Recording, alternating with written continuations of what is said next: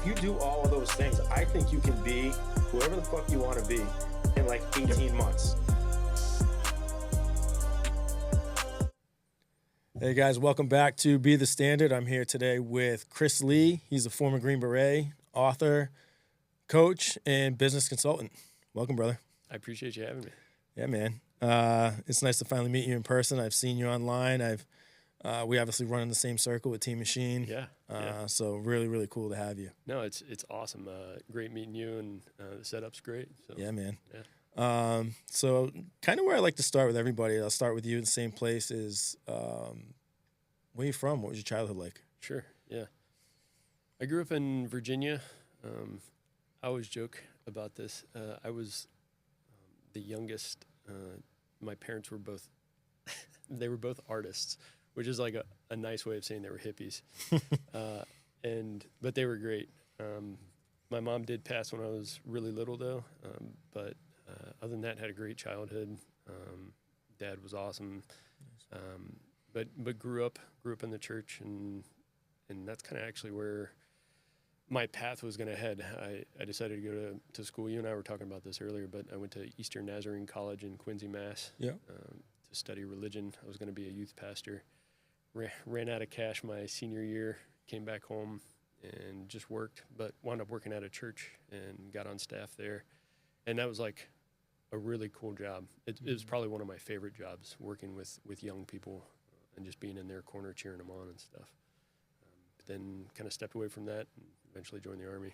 Nice. Yeah. So how do you go from that pursuit of being a childhood pastor to now I'm going to be an elite warfighter? That's a great question.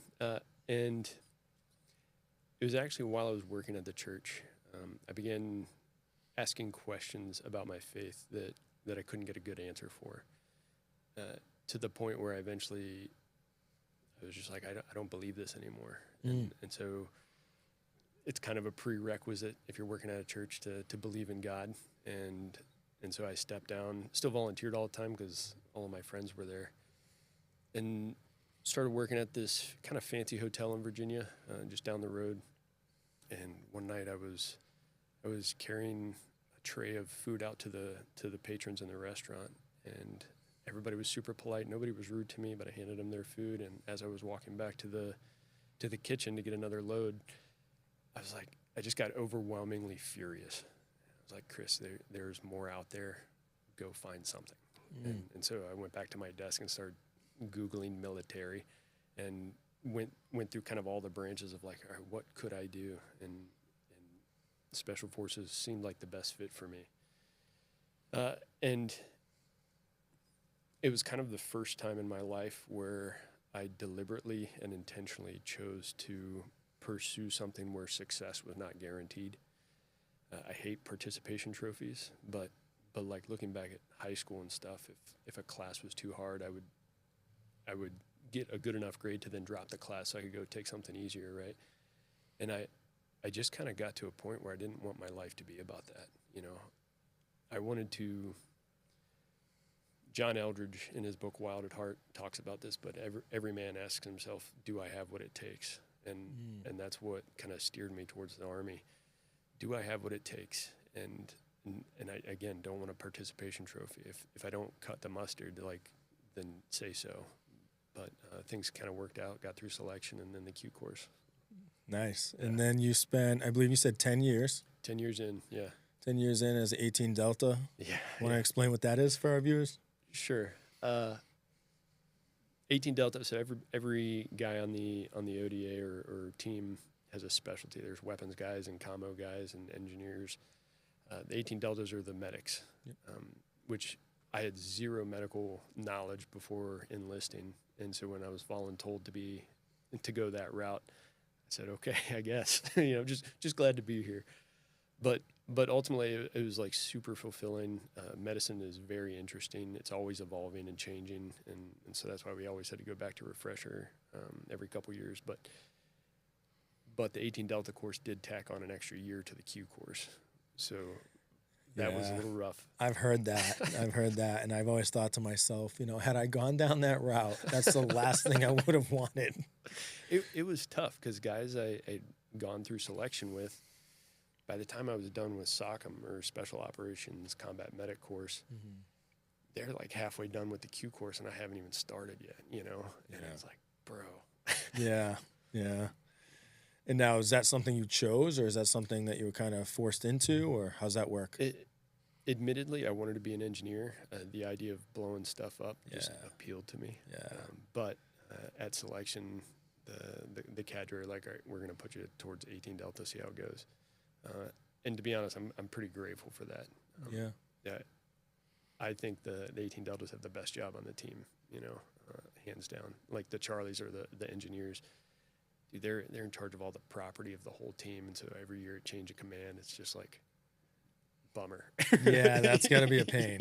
That's gotta suck. Yeah. So, but no, it was a blast. Loved every minute of it. So, 10 years, 18 Delta. I imagine multiple deployments. Yeah, I had one deployment to Afghanistan. My first duty station was in Germany, and so when I got there, we did a lot of work, but they were all like JSETs or non-combat deployments. I think I was there for maybe a couple weeks, and we all went to Serbia to augment the Secret Service at the time, which was a dope trip. Yeah, it actually sounds kind of fun. Yeah, it was awesome. I won't lie. But being in Germany and kind of traveling all over Europe for work was just phenomenal. And I was working with like the best dudes in the world. You know, those guys were just all incredible. And yeah, just grateful for that experience. But then 2019 came back to Colorado and landed on a free fall team, and then we went to Afghanistan. Nice. What was it like? You don't have to get into too much detail or whatever, but a lot of guys do 10 years. They say, "Okay, I'm going to do 20." Yeah. What kind of caused you to maybe get out, and what was that transition like? Yeah, great question. Because I know a lot of vets. I can only speak for myself for the most part, but man, transitioning and trying to find, who I was after the military was tough. But before we even get into that, I want to back up and just say, you mentioned earlier you lost faith for a little bit. Yeah. I went through that experience as well, where I grew up believing a certain way, and it was actually my time in Afghanistan that made me say, I don't believe in this shit anymore. Right. Yeah. It was, you literally have people trying to kill you because they believe a certain thing, right, which is different than your belief system. Mm-hmm. So, it does for me, it caused me to question the validity of all of it. Sure.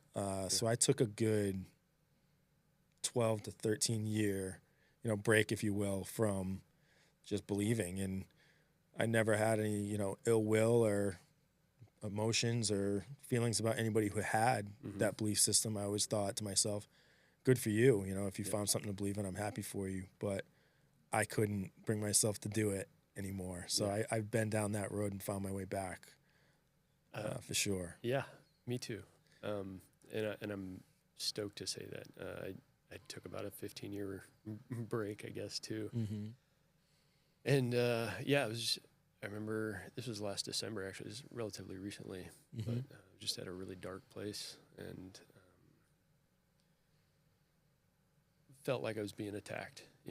And when I was on the teams and we were training like CQB and stuff, when we'd dig our corner, if you ran into an issue that you needed help with, you would just call out support. Your guys would be there. And so that was my prayer back to God, was support. Sure. In that moment, and he showed up. That's awesome. So I'm grateful. Yeah, I'm probably about 2 years back. If I'm being honest with you and myself, I probably haven't been as intentional about it as I should be. Sure. I think more recently, over the last several weeks, really, maybe months, maybe a couple months, I've really had to dig deep again and find that, because life throws some shit at you, and I know not everybody believes it, and I'm not trying to force anybody to, but getting back to that North Star with that relationship with God is important to me. And it's kind of the only thing that's really helped me in the last couple months to kind of get back on track and feel the way I need to feel. But Yeah, I'm right there with you. Yeah, for sure. and that's one of the things I talk about a lot is, being around a team like this, Team Machine, and full of high achievers and high performers and people that, are really putting out every day has been helpful. Mm-hmm. But, something I like to do and make sure that I'm intentional on is highlighting, the fact that I'm not always on. Right. I get to dark places still more often than I'd like. Yeah. But I do think that, getting that relationship back with God was important and continues to be. Yeah. So I'm glad to hear you say the same, similar, like share that same similar experience in that. But yeah, man, get back to, that transition out of the military. Let's talk about that. Yeah, sure. I remember we were in Afghanistan, and I had kind of already decided I was going to get out, but we were doing like a VTC with like group command, so group commander and sergeant major, and everybody was like laughing and joking. It was a super lighthearted meeting, but my team sergeant, he towards the end, I'm just like an E6, just kind of keeping my mouth shut, but my team sergeant expressed to the command that like, hey, we do have a couple guys that are ETS and are getting out. I'm gonna have one of them share, and I just put my head down like, don't call on me, buddy. Sure enough, he calls on me, and so I just laid it out here. And this is kind of after 10 years in, this is kind of where I landed. In my opinion, there are two kinds of people that stay in for 20. Group A just loves the job and desperately wants to share their experience and knowledge with the next generation of soldier. Group B stays in because it's the safe answer. Yeah. It's like military is dangerous, but it's a security net, right? And I found myself creeping into Group B. I was starting to get on autopilot. I was good at my job. I could kind of like coast, and I saw the next 10 years laid out in front of me. I'm like, yeah, I could do that. But going back to why I joined in the first place, I want to pursue something where success is not guaranteed, and that's kind of where I landed and why I got out. It was like the same reason I got in, and that's why I started my own business. It's terrifying in all kinds of different new ways. Yeah. Yeah, I've talked about that now with a few different guests about just being an entrepreneur. It's a kick in the nuts over and all the over time. and over again. Yeah. But it's rewarding too. I joke around. I feel like a private kind of all over again, like all the time, because there's a lot I just don't know. You know? And then learning that, and then trying to master that, and then get better at it, refine it. Has been an awesome process, and there's definitely been ups and downs. And as an entrepreneur, at least in my case, when the ups were up, I was like, it's going to be like this forever. And then it's not like that forever. And then you start hitting the downs, and then you kind of really figure out what you're made of, and all right, what's going to happen next? Are you going to quit, or are you going to do whatever it takes to make it work? But it's been exciting. It's been definitely testing of my will and resilience. Yeah, man. Yeah, and I hear that from every entrepreneur. Yeah. I'm not much of one. My LLC basically covers this podcast and any sales I do. It'll cover my book. Yeah. But yeah, I'm not in it in the weeds like a lot of you guys on Team Machine are. Mm-hmm. And I have a tremendous admiration for, the risks and the effort you guys put in every day to just impact people, really. Yeah. And ultimately I know it sounds super cliche, but that's what I care about most. Like, particularly with the work I do, like I just want to impact people in a positive way, Yeah, that's something that Jennifer and I talked about earlier is, I don't do any of this stuff with the expectation that it's going to generate all kinds of revenue. It's how many people can we positively impact individually, collectively? Yeah. And, for me, that's what it's all about. I don't make any money off of doing a podcast. It does nothing for me. Right. But having people on like yourself, like Nick, like Jennifer and others, that impacts people. For and sure. that's kind of what this whole thing has been about since I started it. It kind of started, with me sharing my story and being a little bit more centralized on, myself and my values and things that I put into practice. But it's gotten so much broader with the guests that I've had on and the impact that they have. So that's really what it's all about for me. I love that. That's awesome. So talk to me, just because I'm an upcoming author, and we talked about this before we started to roll here. Yeah. I'm super excited for my book to come out, and it's coming out on Veterans Day. But you authored a book called Beyond the Battlefield. Yeah. Talk to me about that. Yeah. What inspired you to just write a book and get it out there? One, you and I kind of agree on this. It was just kind of on my bucket list. Yeah. But when you don't put a deadline to something, it just kind of always gets put on the back burner. Mm-hmm. And then Nick and I had an engagement, a speaking engagement, a little over a year and a half ago. And after it was all said and done, he was like, "You should write a book." I said, "Okay, I'll do it." And then right after that, a book publishing company reached out to me on social media. And I was like, "Okay, I get it. I'm receiving the sign," and wound up putting it out. It's essentially my entire coaching philosophy in 140 pages. Nice. I focus pretty heavily on goal setting, but even when I'm working with clients, before we even get to that, I always start with tell me who you want to be first, and then tell me what you want to achieve, because that kind of identity piece is huge, because I think it ties into purpose too. It's kind of woven together with purpose, and I would argue that if you don't know what your purpose is, or if you have no clue if there is a purpose for your life, it can be a very dangerous place to be. And one of my darkest moments was when I felt like my purpose had been pulled out from underneath me, and so that identity piece is huge for me. Tell me who you want to be first, and then based on that, we'll start attaching goals to that. And then now you have a lens or a filter by which to determine if those goals are actually in alignment with the kind of future you want. The kind of the silly example I use with that is my identity for the mental category of life is I am a constant learner.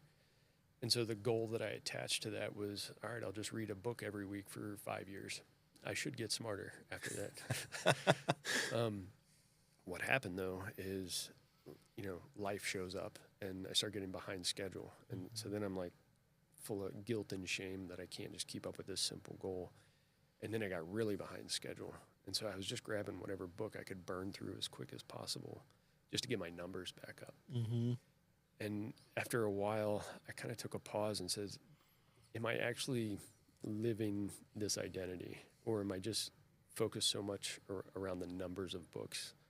And so I actually set that goal aside. And now I'm just more concerned with the quality of book that I'm reading and whether or not I retain it, Mm-hmm. And so if I didn't have that identity first, I wouldn't have anything to measure that goal against. Yeah. And determine whether or not it's actually aligning with who I want to be, And I love that you said that, because I think that's something a lot of high performers and high achievers do, is they search for just tangible evidence that they're creating something, or they're actually in pursuit of what they said they were going to do. Sure. When in reality, just pumping out books wasn't going to do you any good. Right. But you were hitting those metrics. You were getting those metrics back. Yeah. So on paper, you're hitting your goals, but in reality, you're not feeding your purpose. Exactly. And one of the quotes that I saw by you that I loved was, you don't find purpose, you build it daily. Yeah. And I think you just kind of elaborated on that. I don't know if you want to say more, but that's so true. You don't just stumble into your purpose and what you're supposed to be. Right. So the analogy that I use is, so again, we always start with identity. Tell me who you want to be. And if you don't know what your purpose is right now, let's figure it out. Some people know, and God bless them. They're like, no, I was put on this earth to do this, and then they go do it. For me, I had a really difficult time articulating what is my life's mission? How do I put that into a sentence or two, or a sound bite that that encapsulates exactly what a purpose is. And so I started looking at it a little bit differently, and it's like this giant block of marble in front of me, and the purpose is in there somewhere. And I can start revealing that purpose when I chisel away pieces that I know don't belong. Like I know I don't want to be a lazy slob that just watches Netflix all day, so I can chisel that off. And I know I don't want to lose my temper with my kids, so I can chisel that off. And after a while, after time kind of allows you to chisel away the unnecessary, form does start to shape, and from that you can start pulling out the finer tools to refine those edges to really like bring the purpose out, you know. Yeah, I think that's something that a lot of people struggle with, is just the whole purpose piece, and like, what's the point of being here? And why am I here? And why specifically me for any specific thing? Sure. I struggle with that even now. Right. Right. And like, I'll be sitting there like, what the hell's the purpose of life? Like, what is my purpose here? Sure. You know, then I'll get like a message like, hey, Denny, I saw your story. It was inspiring. Thank you. Like this. And then I start to think like, you know, well, maybe my purpose is just to help other people, impact other people, and like kind of, and that's kind of been my goal from day one with this whole project, if you want to call it that, is just impacting people positively and letting them understand that they're not alone in their struggles and their pain in certain things. But man, starting to or trying to dial down what your actual purpose is can be tough. Yeah. It can be very, and I like the analogy you used with the chunk of marble and chiseling away at the things that don't belong. Right. Because I'm still in that. I'm still doing that with myself, and like, it's time to get rid of this or that, and you know, chip away at these things that aren't feeding my purpose. Exactly. In my soul. Exactly. Yeah. And I think some people get frustrated. Like, I know I get frustrated, particularly like when I didn't really know what my purpose was. There's almost this unspoken expectation that you should have a purpose, figure it out. Like, how do I do that? You know, and it can be like walking around in the woods without a map and compass. Yeah. Know? And that's frustrating. Yeah. And sometimes I think to myself, like, I should be able to see my purpose right in front of me. Right. Like, I feel like other people probably see it more than I do, even sometimes. Yeah. And that's frustrating for me. But it's the reality, and it's just one of those things that I'm fighting constantly. Yeah. Yeah. It's wild, man. I could probably be one of your best clients. But yeah, man. So do you have another book coming out that you're gonna write, or did I see that? I've been I've gotten the bug, I guess. Okay. And I've got a couple more that I'm super interested in coming out. So Very the first nice. one's Beyond the Battlefield. That's like my whole coaching philosophy. Yeah. And admittedly, when I do the second edition of that, I'm going to add a spiritual component to that coaching, because when I wrote it, I didn't believe in God. But I think the sequel to that will be Beyond the Serpent. And Nice. it's based off of the Ouroboros, which is the snake that's eating its own tail. It's like an ancient symbol. And the best interpretation I've ever heard of that was, as the snake devours the portions of itself that are no longer necessary, that's what gives it the strength to grow and become better. And that's going to be essentially the premise of the book. As you know, as like high achievers, sometimes there's this addiction to fill white space on the calendar with stuff. And I've come to the conclusion that peace actually comes with less and not more. Mm-hmm. And peace is not something that you have to go chase and strive for on some mountaintop, but it's probably buried beneath all the stuff that you've piled on top of it. And that's going to be kind of the theme of the book, is like, what can you eliminate? And more than just walking into your garage and looking at all the dusty things there and having a yard sale. It's more than just like physical accumulation of things, but also like unnecessary, not real conversations that you have in your head. Like trying to win an argument from 2 years ago while you're in the shower. You know what I mean? totally unnecessary, using up mental bandwidth, right? But then there's also like emotions, like where am I judging people? Where am I being resentful? Where am I unnecessarily angry? Just letting go of the stuff that doesn't feed purpose. Yeah, I like what you said there about, people, you fill your calendar with white space, you fill your time up with bullshit, when in reality, less can be, or more can be done with less. Yeah. And I think a lot of people, especially people who are, avid, scrollers on social media or whatever, they see all this shit about, I have to be balls to the wall, 100 miles an hour all the time, in order to be successful. Right. That's not the case at all. Right. It's filling your time with the things that need to get done. Yes. Meeting the objectives and the goals that you set for yourself. It's not, let me work 100 hours a week just because it sounds like that's what I need to do because so-and-so said so. Right. So I'm glad you said that, because I'm sick of the just keep working harder and fucking, you have to work 16-hour days and, all this stuff, because it's not necessary. I completely agree. It's how you spend your time and the quality of how you spend your time and the effort you put out into the things that are going to drive you towards your objectives. Exactly. Yeah, nailed it. So I like that. I like that you said that, because not enough of that is said. Yeah. But no, that sounds cool. I like the idea of your second book. Almost better than your first, but your first is pretty good. To be honest, so do I. Like, it's pretty fucking cool. I'm pretty stoked about the second one. That's awesome. Any idea on that one yet, like release wise or timeline? I've got like outline and a couple of chapters kind of roughed out. Nice. So hopefully by the end of the year, but probably closer like next year. Sure. Yeah. Sure. So how'd you get hooked up with Nick and Team Machine? Was it that initial speaking engagement? Is that initial speaking gig? Sid kind of made the introduction, Nice. and Nick and I have been kind of in contact ever since. Nice. He's actually referred a couple phenomenal clients to me, which was awesome. That's awesome.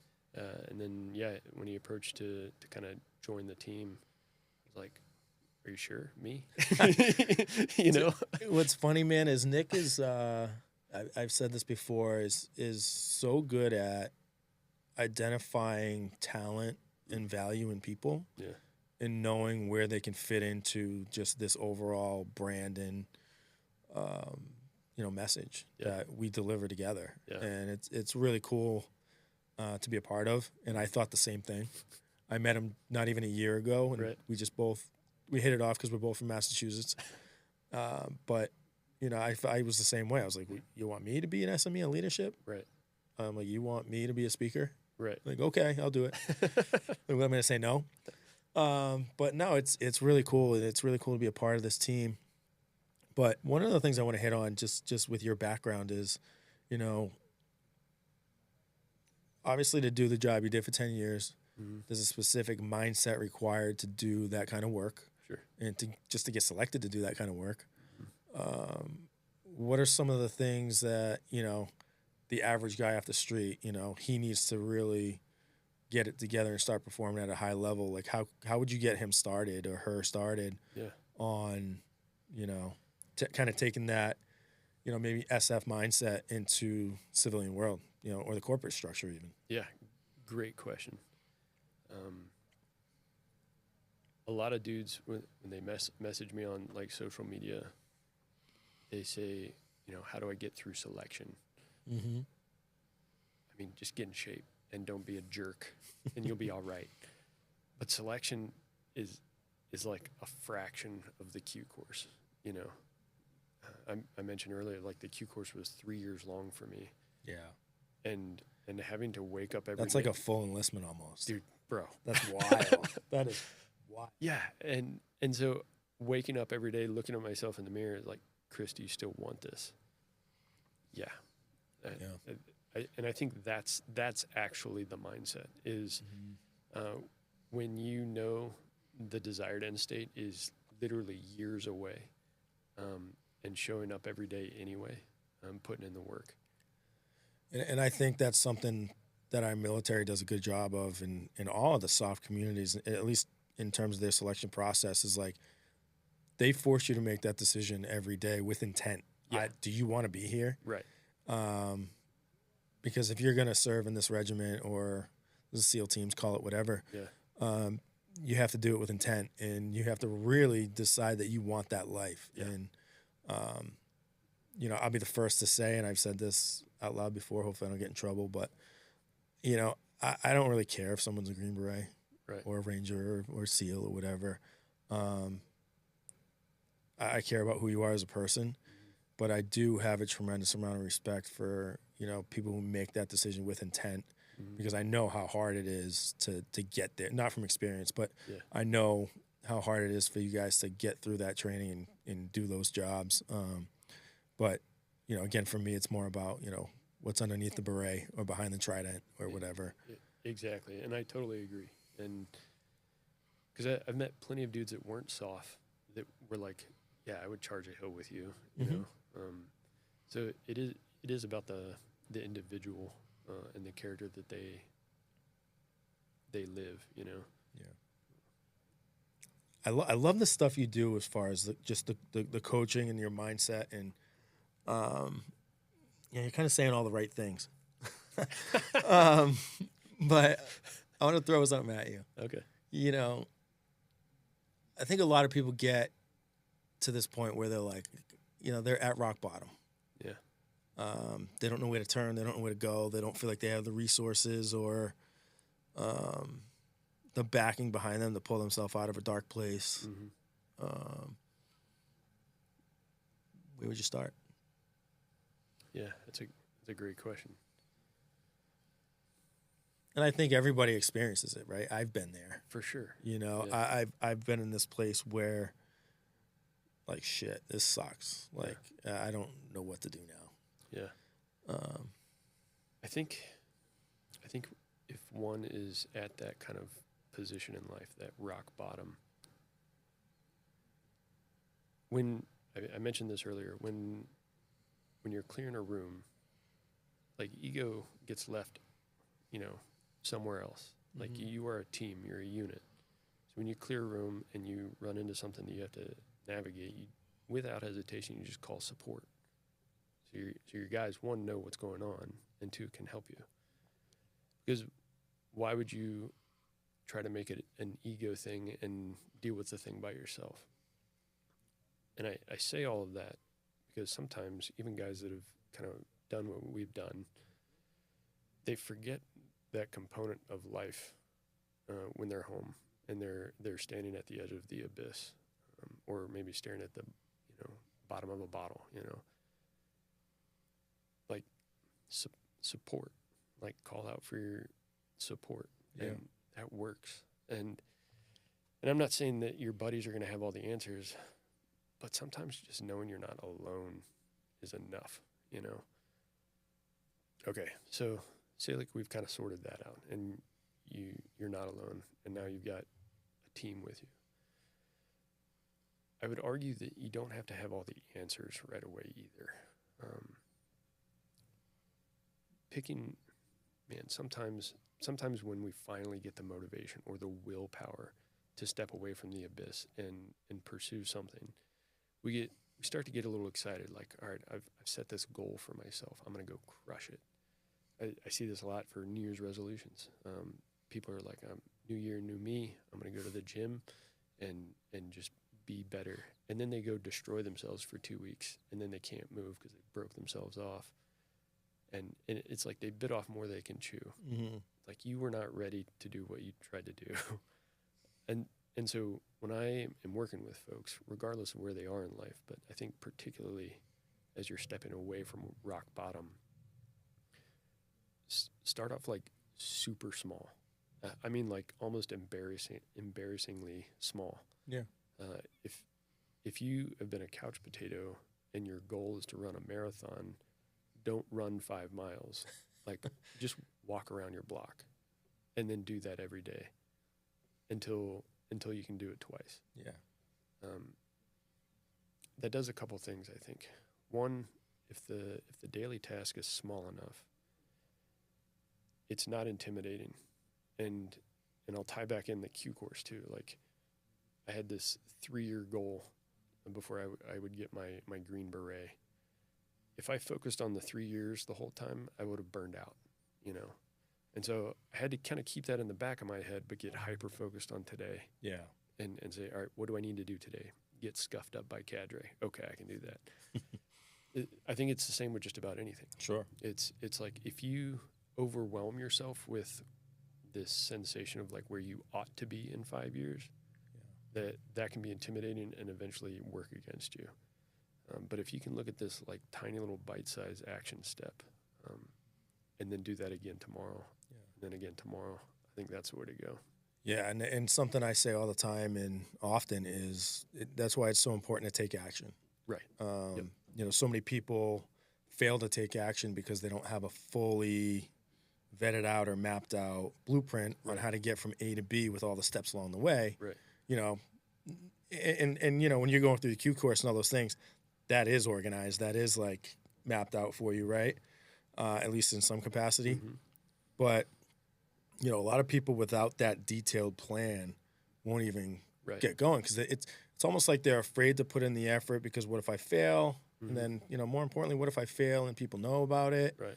And, you know, it causes people to remain stagnant in a place that is not benefiting them, right? Yeah. So, yeah, that's what I always say. Just it's so important to take action, just keep moving. Because you can along the way, you'll hit road bumps no matter what. For sure. You know, no plan survives first contact, right? We say that in the military all the time. Right.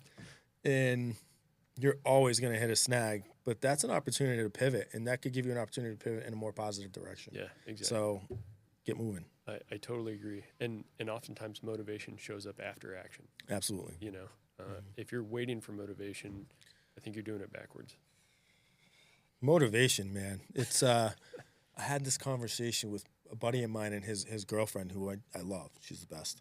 But, you know, we were kind of going back and forth on what's more important, motivation, discipline. And I'm like, it's discipline. Yeah. You know, motivation is going to let you down. It's fickle. It's if you're counting on motivation every single day, be prepared to get let down because there's no chance that sticks. I don't care who you are, what you're doing with your life. You will not be motivated every single day. Right. But if you're disciplined and you do things with intent and you know they need to get done and you get them done anyways, even when you don't want to, especially when you don't want to, right? That's when the results come. 100%. But man, I appreciate you coming on. Yeah. I just want to ask you a few questions, something I ask everybody or most people. Sure. You know, obviously the show is called Be the Standard. For me, that means, you know, you're not perfect all the time. Right. You're gonna, you know, fail at upholding your own standards. Sometimes you're gonna fail to meet your standards, but you have a process in place and you're willing to do the work to get back to where you need to get back to. Right. Yeah. For you, what does it mean? You know, how important are standards? And talk to me about the consequences of not having standards. Sure. I've said this a number of times on, like on my social media, but I have 2 daughters. And one day it dawned on me that I am the standard by which they will measure all men, you know. And then that got real heavy real quick. Like, I better set the bar pretty high, you know. So what does it mean if I don't measure up to a standard? It means there are second and third order effects. You know, it's not even just I missed a workout. It's I lost my temper and my girls saw it. What does that say about what's acceptable for them down the road? You know. Yeah. That's heavy. It is, man. And I love that analogy. I loved what you said there because, you know, I don't have kids. I'm 42 and still kind of hopeful that I will. Yeah. And I've always said that I want to have a daughter first. And I want to have a daughter for that reason. Yeah.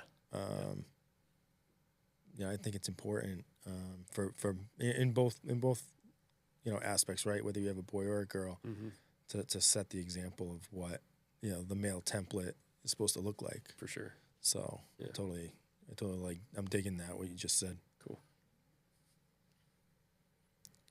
Where can people find you? Yeah, I'm on social media, so TikTok and Instagram. I'm at Coach_Chris greenberet.lee. Love it. Yeah. Cool, man. Well, I appreciate you coming on, and it's been a pleasure. Yeah. Nice to finally meet you in person. I appreciate it, man. Thank you. All right, brother. Thanks.